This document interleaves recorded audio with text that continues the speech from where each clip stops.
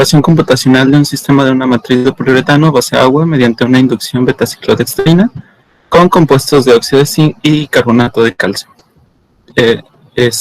A manera de introducción, pues tenemos que hoy en día los poliuretanos son una clase de polímeros muy diversos, han venido a sustituir muchísimo a los metales debido a las propiedades que logran desarrollar y a la viabilidad económica que tienen y a las propiedades que nos logran desarrollar los diferentes métodos de síntesis y aplicaciones que se han descubierto.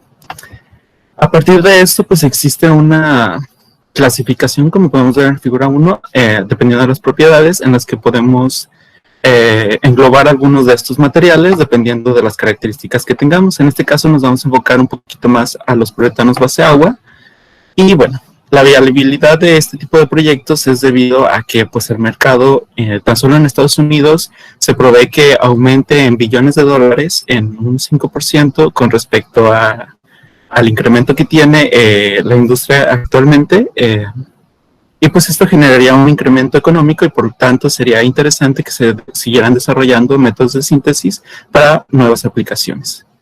En base a esto, pues los poliuretanos nacen de la reacción que existe entre el grupo isocianato y un hidroxilo, formando el grupo uretano, que es característico de los poliuretanos. Y bueno, otra parte importante de este proyecto es considerar los componentes de un recubrimiento, los cuales son en su mayoría el diluyente y el aglutinante. En este caso, el aglutinante va a ser el poliuretano, que permite hacer la película. Y otra de las características que han tenido el desarrollo de los poliuretanos es que a pesar de las propiedades que ya in situ nos desarrollan estos, también podemos doparlos con algunos materiales. En este caso, en la figura 5 podemos ver el trabajo desarrollado por Hua y colaboradores en 2019, en el cual al hacer la inserción en la cadena polimérica de la betaciclodextrina, logran un incremento de la impedancia del material. Esto quiere decir que es un material más resistente a la corrosión y por lo tanto podría tener aplicaciones a interperización y también en medios marinos. Y otra parte que también se ha hecho, que fue el trabajo de Salazar Bravo en 2019, es doparlos con nanopartículas, en este caso de óxido de zinc, que igual aumentan la impedancia electroquímica del material. Y pues con esto se mejora aún más la resistencia de los materiales. Entonces, ya no solamente son los métodos de síntesis en los que se han trabajado, sino también las inserciones que mejoran las propiedades y con esto formar materiales o compositos. Y otra parte también importante como antecedentes que hay que mencionar es que se ha desarrollado la simulación computacional de este tipo de materiales debido a que a veces no se tiene la factibilidad de poderlos llevar al laboratorio, ya sea por cuestión de la tecnología que se tiene o por medios económicos. Entonces se ha implementado el uso de sistemas de dinámica molecular, como es el trabajo de Hua y colaboradores en 2019, que validan el balance energético de la conformación de este tipo de materiales.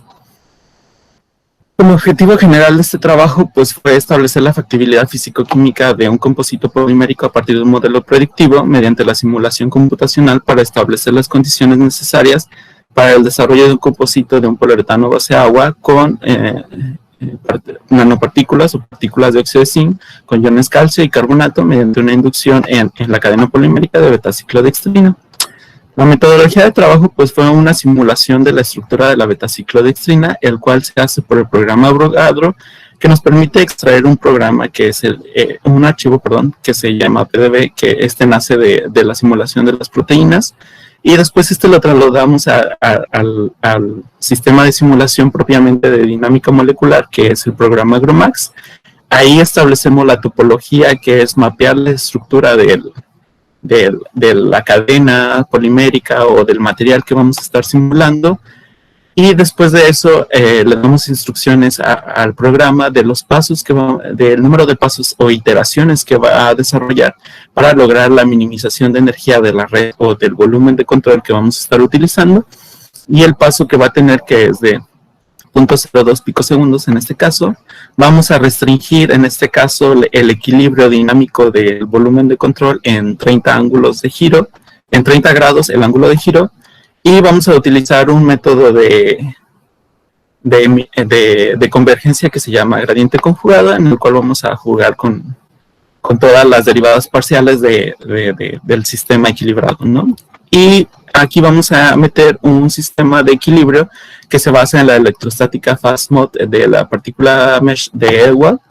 Y también vamos a considerar una distancia entre cada uno de los componentes que vamos a tener de 1.2 nanómetros.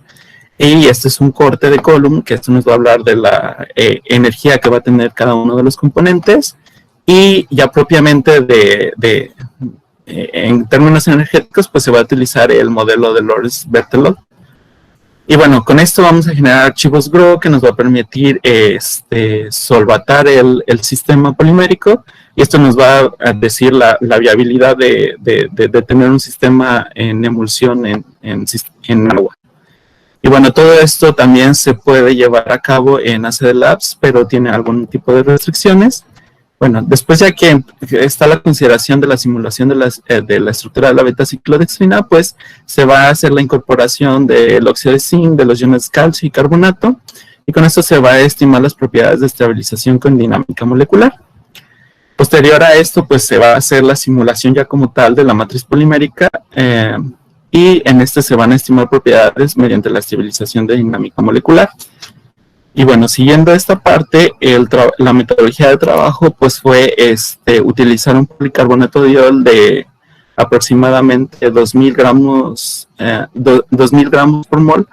Y bueno, va a tener dos grupos funcionales en los extremos que van a permitir hacerlo reaccionar con el isocianato de isoforona, que va a hacer una reacción de condensación en el cual vamos a formar los grupos uretanos correspondientes. Vamos a ir extendiendo la cadena polimérica, y aún el isocianato de forona nos va a tener un grupo residual isocianato que va a continuar reaccionando con otro componente que insertamos, que es la beta-ciclodextrina, que es un monosacárido, y tiene 7 grupos funcionales hidroxilo que pueden reaccionar. En este caso interaccionamos nada más uno con la cadena, con el grupo residual del primer prepolímero, y extendimos un poquito más la cadena del poliuretano que ya se había generado.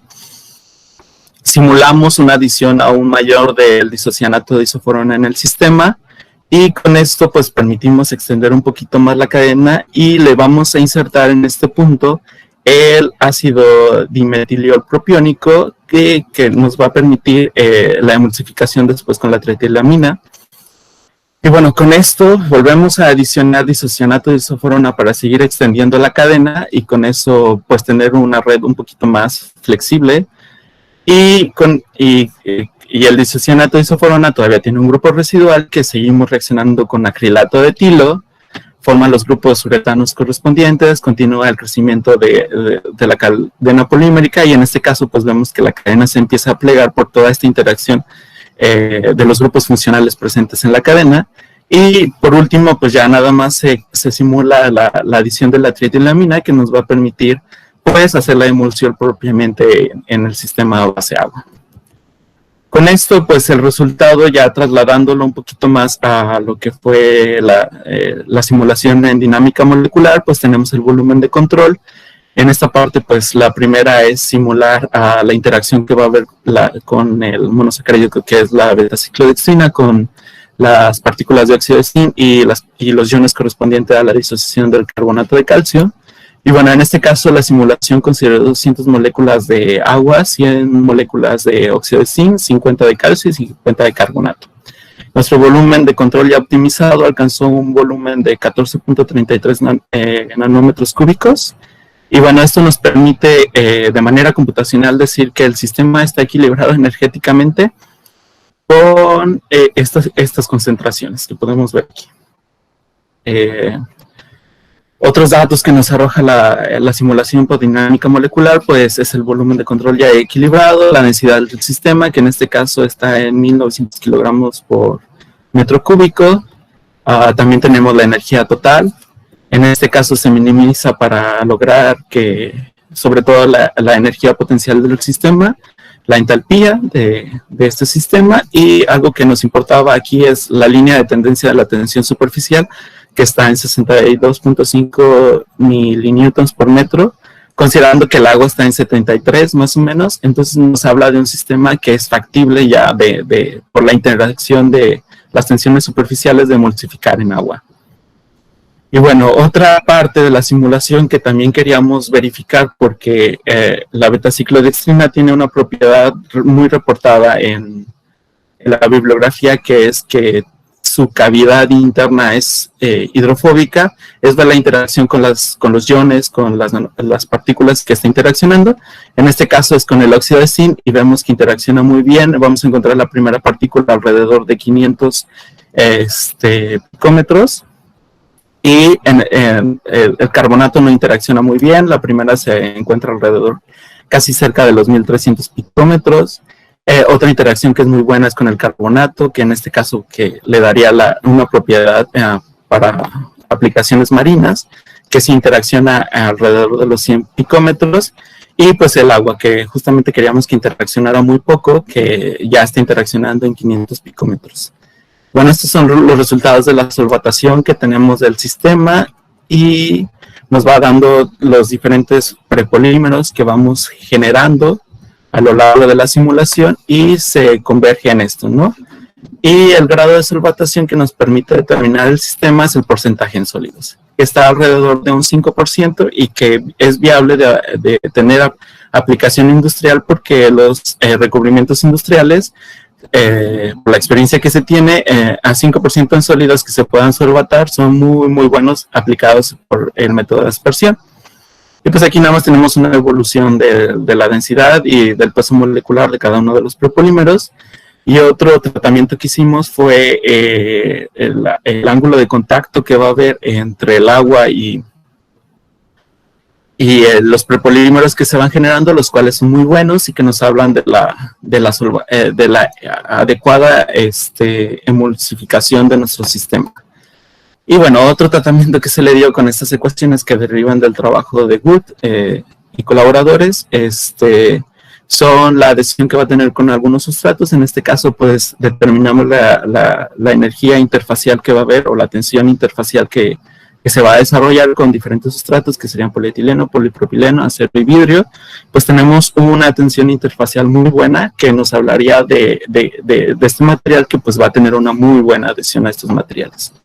Bueno, con conclusiones podemos decir que logramos la minimización de energías de los sistemas propuestos de la cadena polimérica que se estudió, y pues este proceso de polimerización es viable de manera computacional. Habría que estudiar la viabilidad experimental, y logramos no solamente la matriz polimérica, sino también la adición de partículas de óxido de zinc, de carbonato y de calcio.